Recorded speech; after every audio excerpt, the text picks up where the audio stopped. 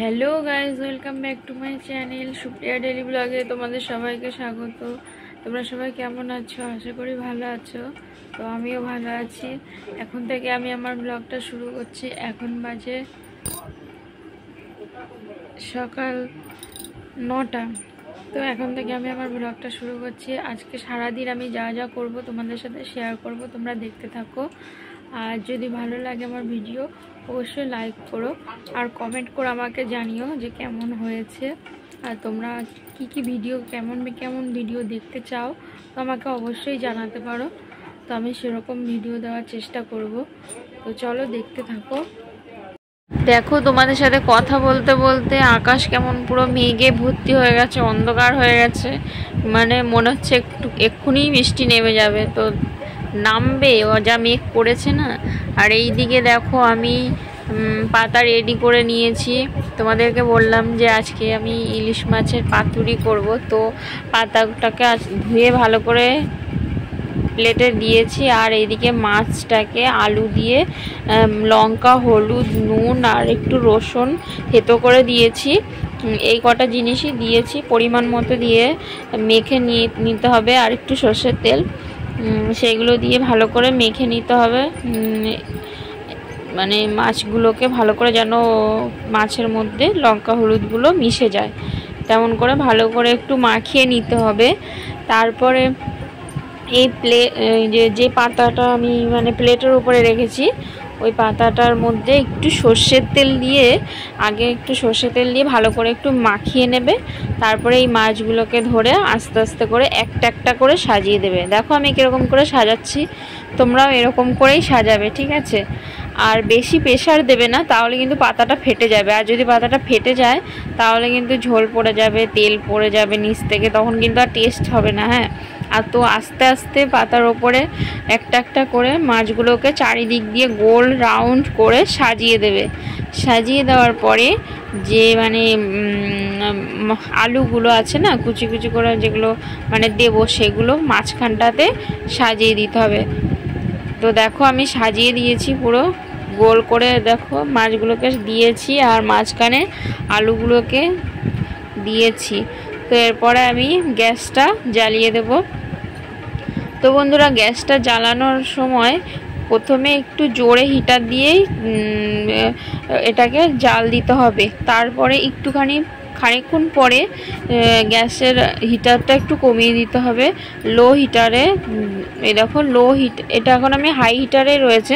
আমি একটুখানি প্রথমের দিকে একটু হাই হিটারে দিতে হবে, আর তারপরে যখন জলটা বেরোবে তখন লো হিটারে দিতে হবে, আস্তে আস্তে দিতে হবে, না হলে কি বলো তো পাতাটা পুড়ে যাবে। আর দেখো, তোমাদের সাথে কথা বলতে বলতে এদিকে জোরে বৃষ্টি নেমে গেছে। বললাম না কি মেঘ করেছে, আমি বুঝতে পেরেছি যে মেঘ করেছে, যেহেতু এখনকার মেঘ মানেই বৃষ্টি। আর দেখো কি প্রচুর পরিমাণে বৃষ্টি নেমেছে, বলতে না বলতে, দেখেছো? আর এই দিকে আমার পাতা হয়েও এসছে। দেখো, তোমাদের সাথে কথা বলতে বলতে অনেকটাই মানে হয়ে এসছে। দেখো তেল ছেড়ে দিয়েছে, দেখেছো পাতাটা কীরকম হয়ে গেছে।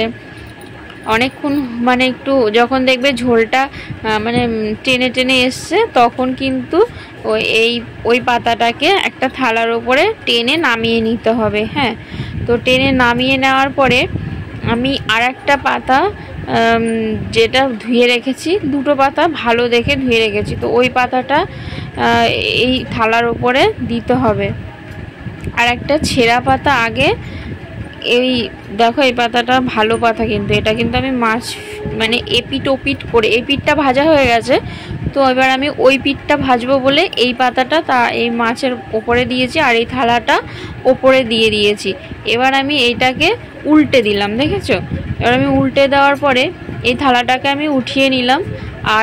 আর এর ওপরে মানে যে পাতাগুলো রয়েছে, যেগুলো পুড়ে গেছে আর কি, এগুলো আমি সরিয়ে নেব, ঠিক আছে?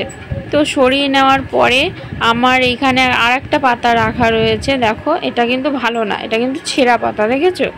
দেখো, এটা কিন্তু ছেঁড়া পাতা, এটা আমি ট্রেটার ওপরে দিয়ে দেব। তো এটা দেওয়ার পরে কি হয় বলো তো, মানে দুটো পাতা থাকলে তো মানে পুড়ে যায় না তাড়াতাড়ি, আর যদি একটা পাতা দেওয়া হয় তো একটু বেশি তাড়াতাড়ি পুড়ে যায়।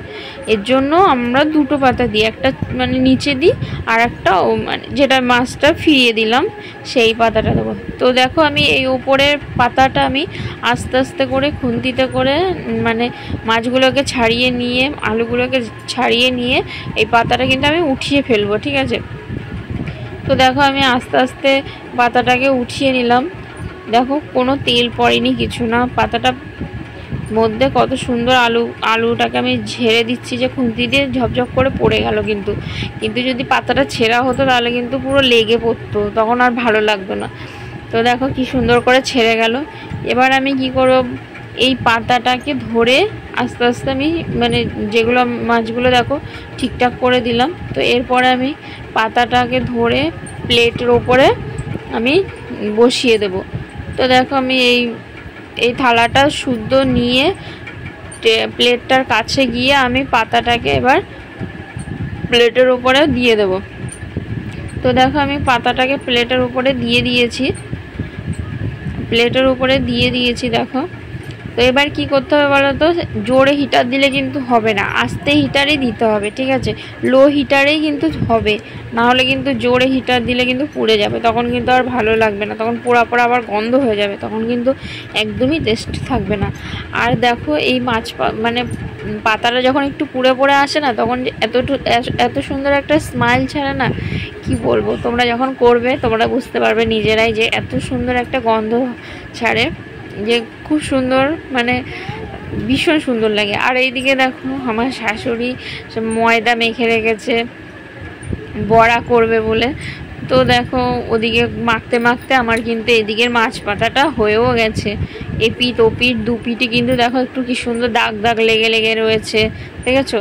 এটা কিন্তু একটু দাগ দাগ লাগলে কিন্তু খেতে কিন্তু ভালো লাগে, কিন্তু আবার বেশি পরিমাণে যদি দাগ লেগে যায় বা পুড়ে যায় তখন কিন্তু ভালো লাগবে না। এরকম হালকা হালকা একটু দাগ লাগাতে হবে, তাহলে কিন্তু ভালো লাগবে। আর দেখো তখন দেখালাম যে তা গুলছে, আর এখন দেখো বড়া হয়ে গেছে আর আমরা খাচ্ছি, রিজু খাচ্ছে। ভালো লাগে শোনো, খাও ভালো।